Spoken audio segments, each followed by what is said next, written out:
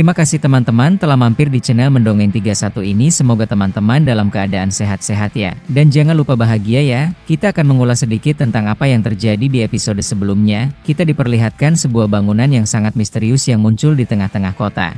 Dan bangunan itu berisikan makhluk-makhluk buas yang mematikan, sementara di pihak manusia pun tidak tinggal diam saja, mereka pun melakukan penyerangan juga untuk menahan agar makhluk-makhluk itu tidak dapat keluar dan mengacau. Dan dengan adanya waktu yang dibatasi oleh sistem yang dikeluarkan setelah munculnya bangunan misterius itu, setelah waktu telah mendekati menit-menit akhir, tidak ada lagi penantang yang tampak, tapi tanpa diduga-duga di lantai 48. Muncullah seorang penantang baru yang menutupi wajahnya dengan topeng dan membawa sebuah senjata berupa dagger. Ia pun siap menghadapi sesosok naga merah di Atia. Dengan amarah yang membara, sang naga pun menyerang dengan membabi buta kepada sosok sang penantang, dengan api yang menyembur dari mulutnya membakar seluruh ruangan yang ada di lantai 48. Sementara si pemuda bertopeng dapat menghindari serangan itu dengan sangat mudah. Setelah menghindari serangan sang naga, si pemuda pun menyerang balik dengan skill penggabungan antara Hellfire dan Black Tears. Setelah penggabungan kedua skill ini terbentuklah skill baru, yaitu Breath of the Void Dragon Eterion. Setelah melihat skill baru dari penggabungan itu, sang naga pun tercengang kaget karena skill ini sangatlah kuat untuk dapat menghancurkan dirinya. Dan itulah secuil kisah dari I'm Solo Max Level Newbie episode 1.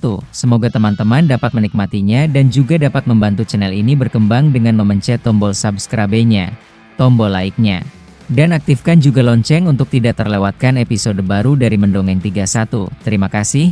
Tidak perlu berlama-lama lagi, mari kita mulai saja cerita di episode kedua ini. Jadi begini ceritanya. Terlihat sebuah virtual game yang sedang dimainkan oleh seorang pemuda streamer yang terus masih berjuang untuk memenangkan seluruh lantai di dalam virtual game Tower of Trial. Seraya berujar, dasar game sampah. Dengan mengacu pada sebuah game yang jelas tidak seru ini dan tidak seimbang dalam beberapa tingkatan levelnya atau di bawah standar, yang memiliki tingkat kesulitan sungguh absurd, tidak dapat dimasuki akal sehat, dan game virtual reality Tower of Trial termasuk dalam kategori ini. Saat game ini rilis, gamers seluruh Korea dan mereka yang hobi menaklukkan game seperti ini, bahkan sebelum developer mengharapkannya, melakukan grinding untuk menaklukkan game itu berlangsung selama 365 hari dalam setahun tanpa makan dan tanpa tidur. Tapi setelah 3 tahun berlalu, orang-orang mulai menyadari bahwa game virtual Tower of Trial adalah game yang tidak bisa dikalahkan oleh gamer-gamer, dan salah satunya gatenya yaitu Gate Guardian hampir tidak terkalahkan oleh para player, dan salah satu yang lainnya adalah suhu Arktik yang mencapai minus 60 derajat Celcius yang dimana dapat membunuh semua orang dalam beberapa jam saja, dan yang lainnya adalah sebuah labirin yang ukurannya yang sangat besar, melebihi 10.000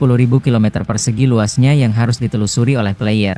Dan game ini sepertinya tidak ditujukan untuk para player yang hanya akan bersenang-senang, dan sebaliknya game seperti ini hanya untuk menyiksa orang-orang yang memainkannya. Setelah sekian lama, game ini memiliki grafik penikmat dan pengunjungnya yang terus menurun dari waktu ke waktu, yang menandakan bahwa game ini mulai ditinggalkan oleh para player game, dan lebih tepatnya game ini hampir tutup dikarenakan tidak memiliki banyak sponsor dan dana untuk menjalankan game Tower of Trial. Sementara itu masih ada saja pro player yang tidak menyerah menantang tingkat kesulitan game yang mustahil ini. Sementara itu Kang Jin Hyuk yang masih terus bertahan di dalam Tower of Trial membersihkan lantai per lantai untuk memenangkan game ini sampai final boss. Sebuah panel notifikasi pun muncul yang menyatakan, Anda telah menaklukkan lantai 50. Selamat, Anda adalah orang pertama yang menyelesaikan Tower of Trial. Ledakan besar pun terjadi setelah raja terakhir pada lantai 50 ini dikalahkan oleh Kang Jin Hyuk yang terus melangkah maju untuk terus membersihkan lantai berikutnya. Tampaklah sosok Kang Jin Hyuk yang dibasahi oleh keringat dan ia pun tampak sangat kelelahan. Dengan sebuah dagger masih tergenggam di tangannya, serta luka yang terbuka di lengannya pun tampak mengeluarkan darah segar. Seraya ia pun bergumam, ini menyenangkan. Perasaan dari pencapaian setelah meneliti cara yang tidak diketahui untuk menaklukkan Tower of Trial ini dan mengulanginya berkali-kali sampai itu menjadi kebiasaan kedua dalam hidupku ini, dan akhirnya mengalahkan levelnya yang terus meningkat. Sambil terus bergerak, Kang Jin Hyuk pun menyerang para musuh yang ada di depannya, satu persatu. Para monster penunggu lantai ini pun tumbang dan tidak dapat bangkit kembali. Setelah membersihkan para monster yang menghadangnya, ia pun mendapatkan beberapa reward dari sistem. Setelah mengalahkan monster-monster yang ada di lantai tersebut, dan setelah menyelesaikan lantai tersebut, ia pun melanjutkan perjalanannya seraya berujar, Sampai saat ini aku belum bisa untuk berpikir bahwa aku benar-benar menyelesaikan sampai lantai terakhir. Mungkin seharusnya aku menyiarkannya atau mungkin juga aku dapat menguploadnya ke channel Nutubeku untuk memperlihatkan keberhasilanku. Meskipun ini game sampah, tapi mungkin itu akan mendapat beberapa view yang dapat menikmati game ini saja. Seraya Kang Jin Hyuk membuka panel informasi di hadapannya untuk mencari apa yang ia bisa lakukan untuk berikutnya.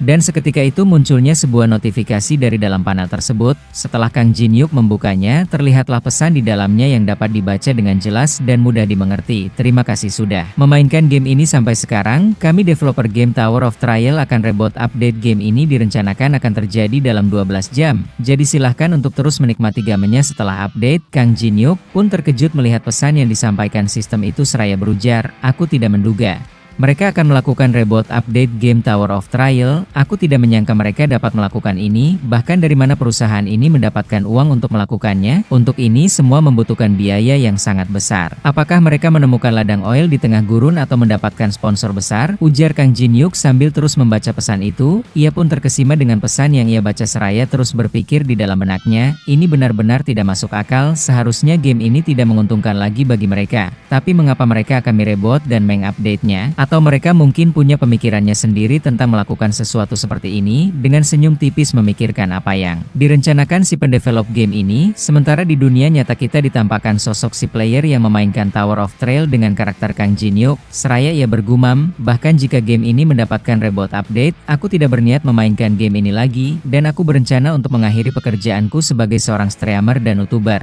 yang mana terus aku lakukan sampai sekarang. Setelah bergumam, sosok pria ini pun mengakhiri live gamenya dan melihat keluar kamarnya melalui jendela. Ia pun tenggelam dalam gelapnya malam seraya berujar, meskipun aku tidak memiliki keluarga yang mendukung, di saat aku sudah mencapai usia 27 tahun ini, aku tidak bisa terus bertahan hidup hanya dengan berpenghasilan $500 per bulan, yang di dalam kamarnya yang masih sangat berantakan.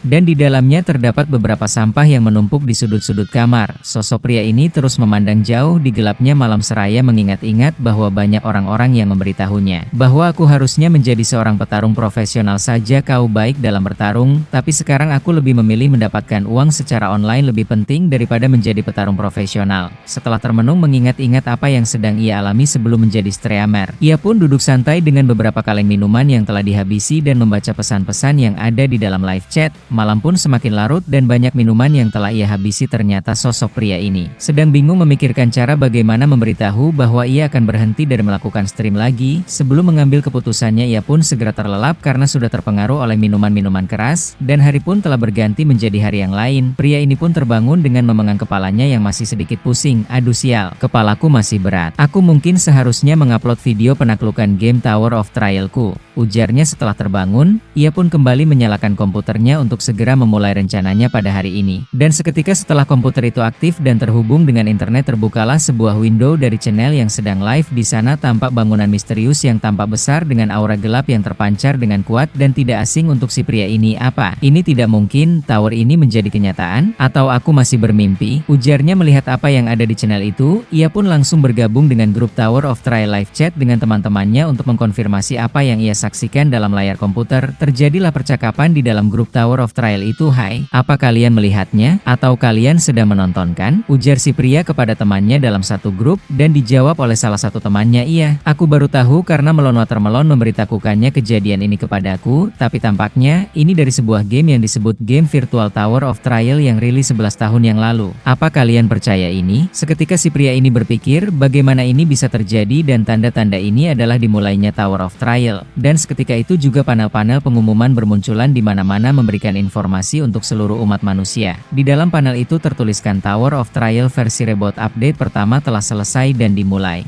Kepada seluruh umat manusia, silahkan selesaikan lantai demi lantai selanjutnya dari Tower of Trial dalam waktu 90 hari ke depan, dan seketika seluruh umat manusia, baik itu tua atau muda, baik itu besar atau kecil, dapat membuka panel-panel pemberitahuan ini, dan seketika itu juga kota pun menjadi mencekam dengan perubahan lingkungan sekitar seperti awan berubah warna menjadi lebih merah. Dan panel sistem itu pun melanjutkan pemberitahuannya yang lebih menyeramkan lagi dengan kata-kata selanjutnya.